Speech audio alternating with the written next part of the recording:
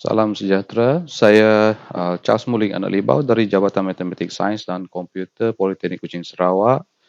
Dalam Enricon ini saya akan membentangkan satu hasil kajian yang telah dilaksanakan bersama Dr. Ling, iaitu peranan bahan bantu mengajar dan persekitaran balas dalam meningkatkan kualiti pembelajaran pelajar. Ini merupakan pengenalan kepada kajian, yang mana perkara pertama yang akan kita lihat adalah kualiti pembelajaran pelajar di institusi TVET.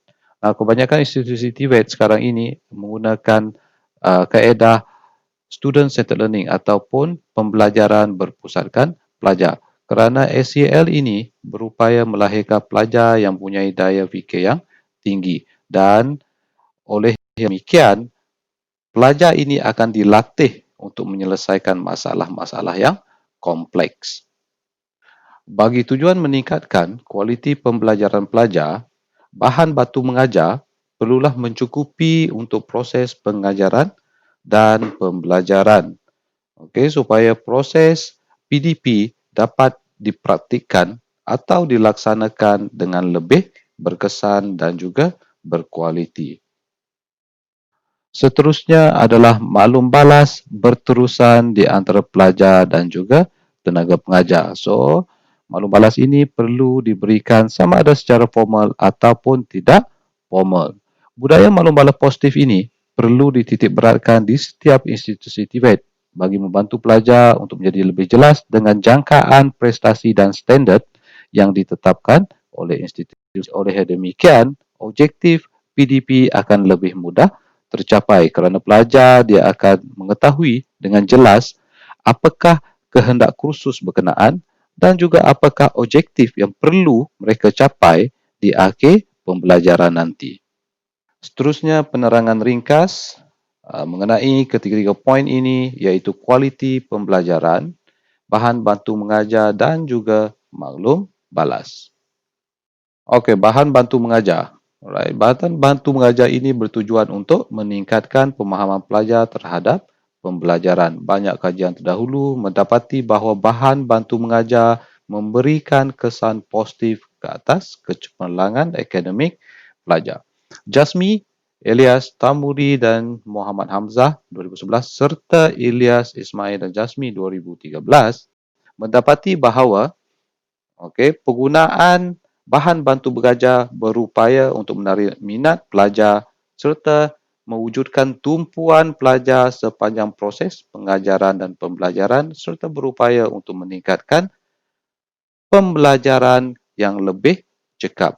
Di samping itu, Abdullah Rosman dan Elias 2015 juga menyatakan bahawa pelajar akan lebih mudah mengingat sesuatu proses pembelajaran bila mana bahan bantu mengajar melibatkan visual dan juga gambar digunakan.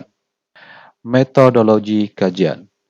Kajian ini merupakan kajian kuantitatif yang menggunakan borang soal selidik terdiri daripada 4 bahagian. Bahagian yang pertama adalah profil responden.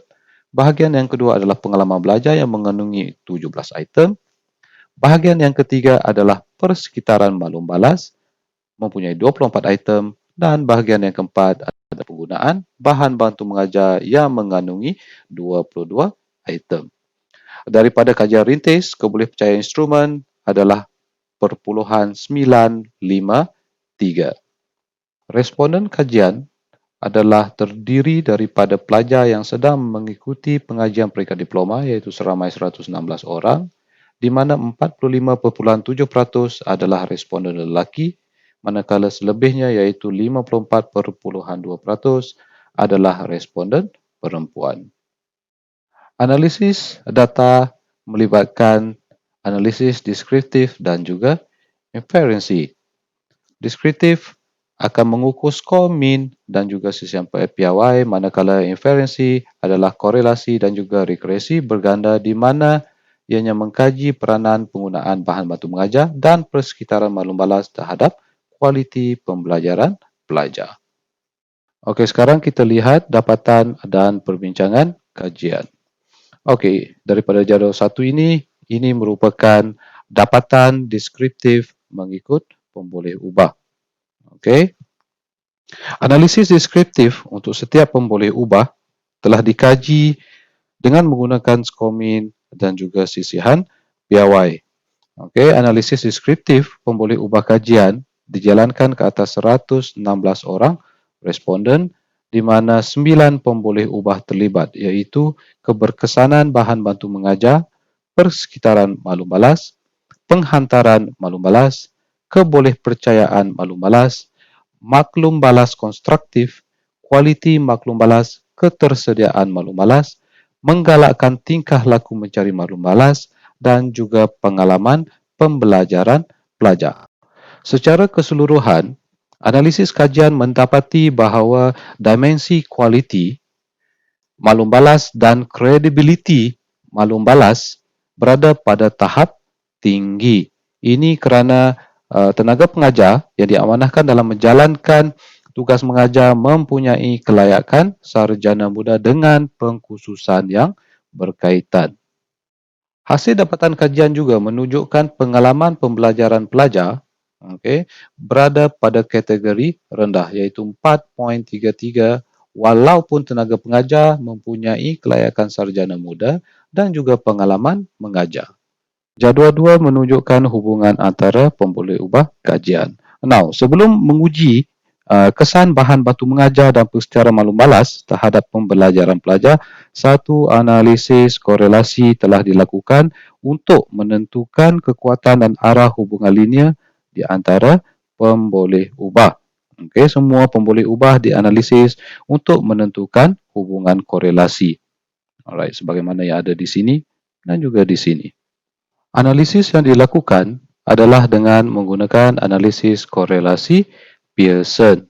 Dapatan kajian ini juga jelas menunjukkan bahawa terdapat 3 dimensi iaitu FC iaitu kebolehpercayaan maklum balas, FD penyampaian maklum balas dan juga FA ketersediaan sumber maklum balas menunjukkan korelasi yang tidak signifikan dengan pengalaman pembelajaran pelajar di mana FC iaitu kebolehpercayaan maklum balas menunjukkan korelasi negatif manakala FD dan juga FA iaitu penyampaian maklum balas dan juga ketersediaan sumber maklum balas menunjukkan korelasi yang tidak signifikan.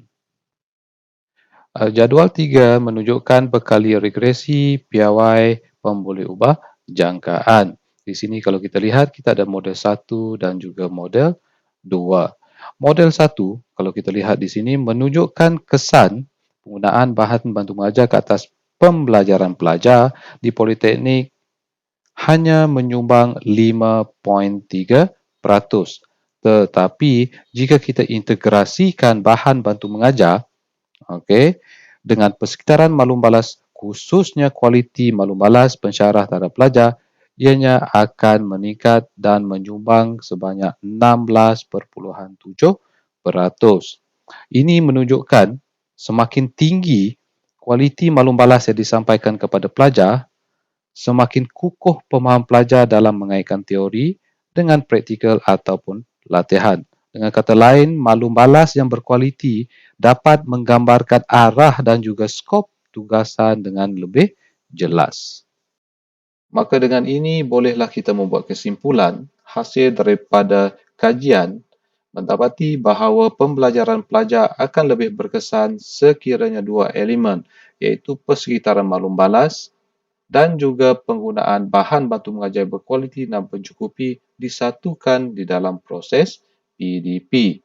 Okey, persekitaran maklum balas di sini merujuk kepada maklum balas berkualiti dan positif yang disampaikan oleh tenaga pengajar kepada pelajar sama ada secara langsung atau tidak langsung dan juga ianya perlulah secara berterusan.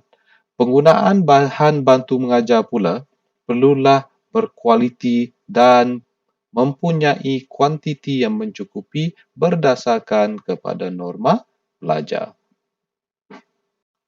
Sekian saja pembentangan saya. Terima kasih.